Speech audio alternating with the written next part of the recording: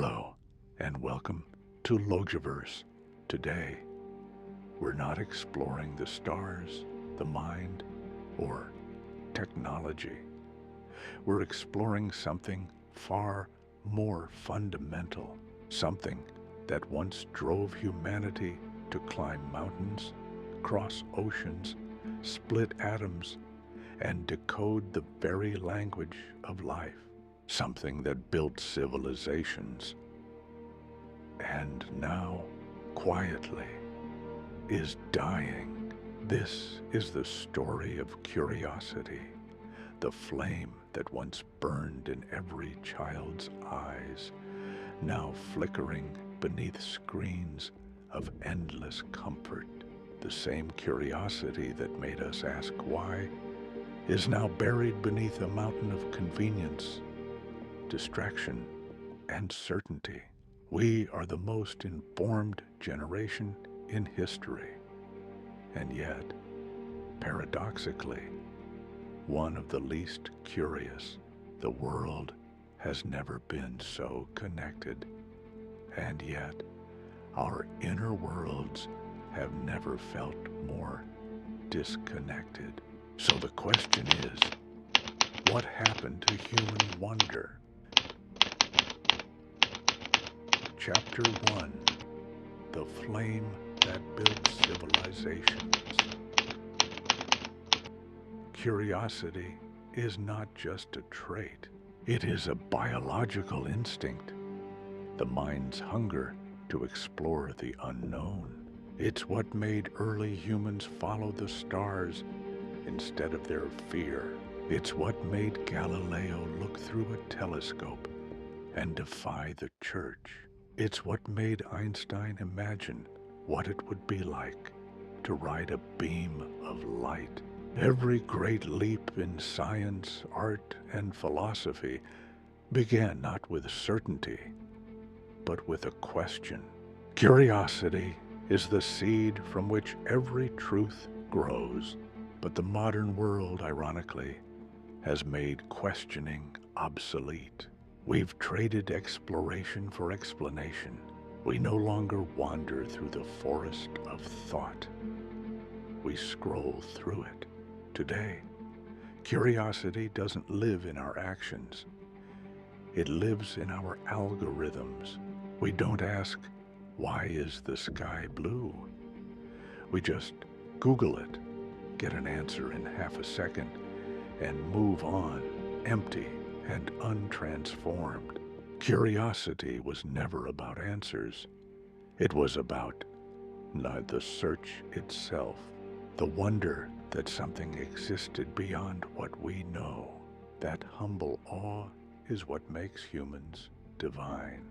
The lost art of wonder. Think about it. When was the last time you asked a question that didn't have an immediate answer? When did you last experience that tingling sensation of not knowing, of being on the edge of discovery? For children, this is a natural state, but for adults, it's often seen as a weakness. We've been conditioned to have answers, to be certain, to know. Chapter 2. The sedation of the mind. But in our pursuit of comfort, we've built a world that no longer requires curiosity to survive. Everything is designed to be easy, from our meals to our thoughts. The screens we stare at don't challenge us. They sedate us. They whisper, don't think, just consume. Comfort is the quiet assassin of human progress. When you remove struggle, you remove growth. When you remove uncertainty, you remove discovery. The human mind is a muscle. It strengthens only when it reaches. But what happens when there's nothing left to reach for? The answer is visible everywhere. A generation that confuses information with wisdom. We scroll endlessly, but rarely wonder. We read facts, but never feel truth.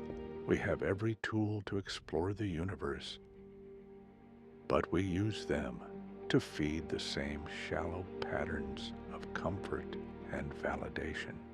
The difference between information and wisdom. Information is abundant, but wisdom is scarce.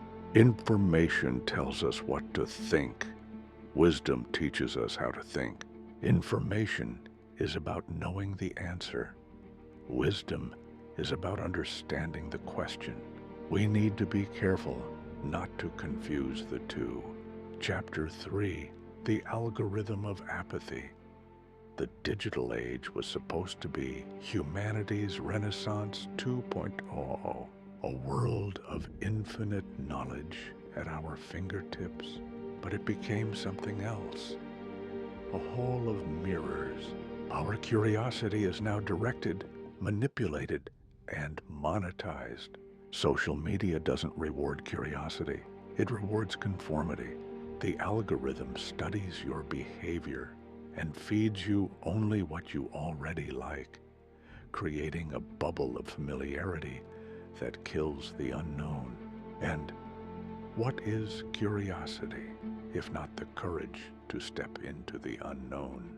We live in echo chambers that confirm our beliefs, leaving no room for the discomfort of doubt.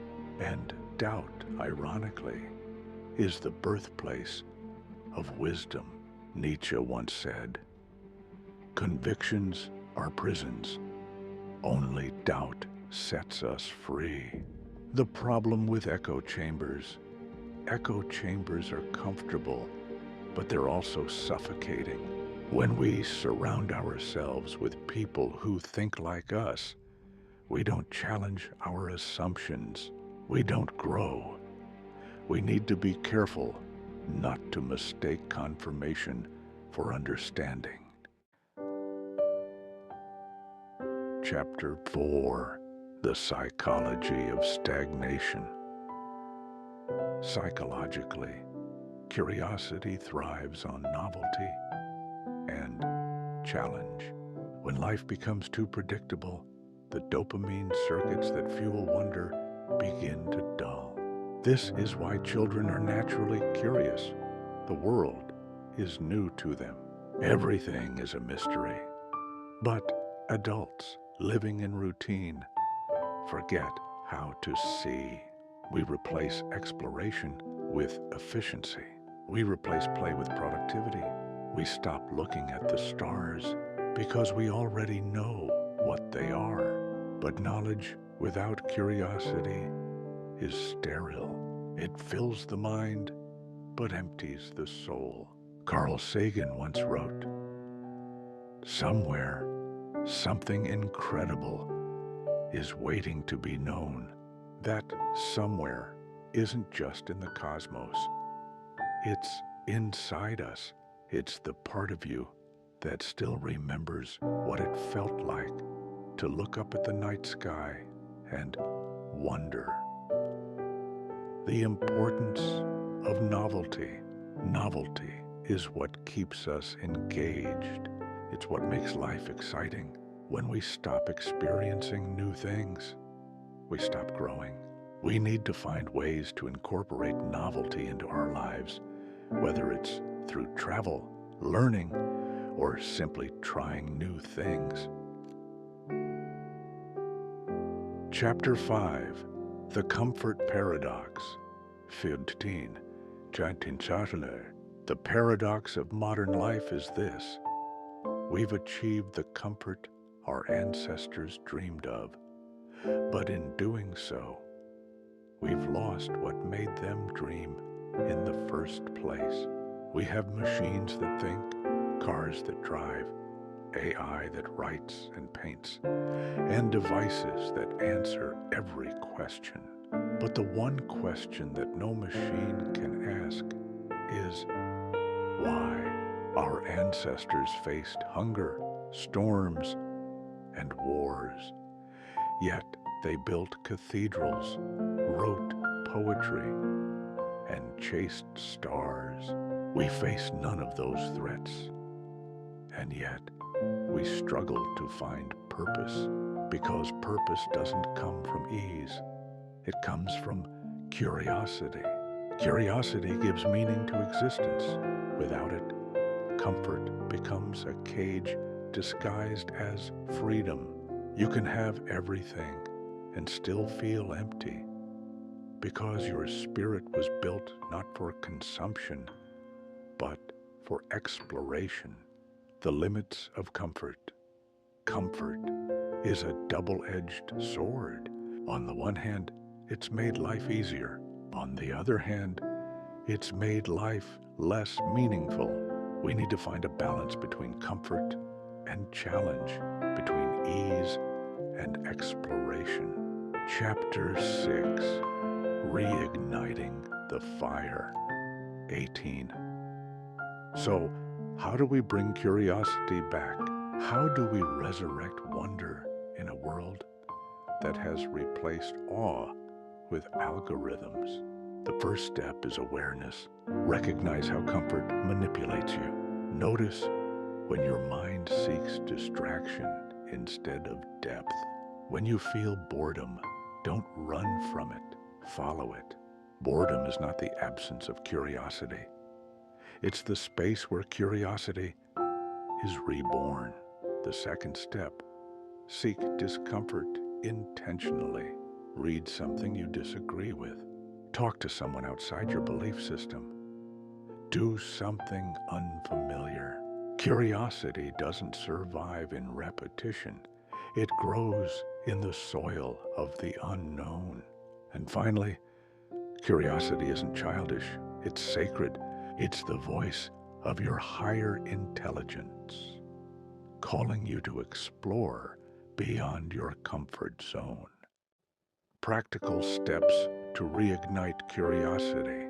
So, what can you do to reignite your curiosity? Start by asking questions. Don't be afraid to look foolish or ask something that seems obvious. Seek out new experiences and challenges. Read books outside your comfort zone. Engage in conversations with people who disagree with you. The more you practice curiosity, the more it will become a part of your daily life.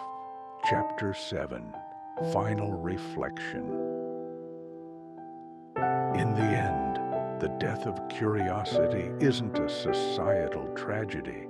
It's a personal one. Because when curiosity dies, so does the possibility of becoming something greater.